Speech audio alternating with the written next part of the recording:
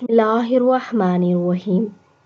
حدیث نبوی صلی اللہ علیہ وآلہ وسلم ہے، جیسا خود پہنو ویسا انہیں بھی پہناؤ۔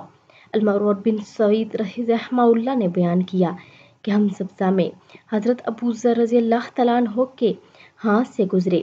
ان کے جسم پر ایک چادر تھی اور ان کے غلام کے جسم پر بھی ویسی ہی چادر تھی، تو ہم نے کہا ابو ذر اگر آپ ان دونوں چادروں کو اکٹھا کر لیتے تو یہ ایک ہلا سوٹ بن جاتا۔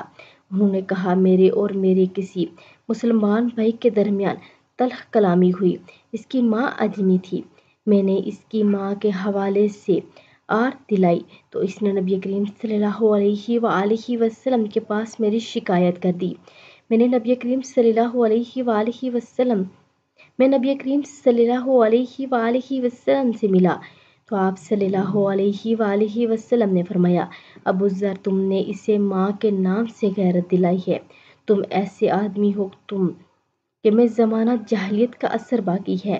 یاد رکھو وہ چاہے کنیز زادے ہوں یا غلام زادے تمہارے بھائی ہیں، اللہ نے انہیں کسی مسلط کے تحت تمہارے ماتحت کیا ہے، تم انہیں وہی کھلاؤ جو خود کھاتے ہو اور انہیں بھی وہی پہناؤ جو خود پہنتے ہو، اور ان پر ایسے کام کی ذمہ داری نہ ڈالو جو ان کے بس سے باہر ہو۔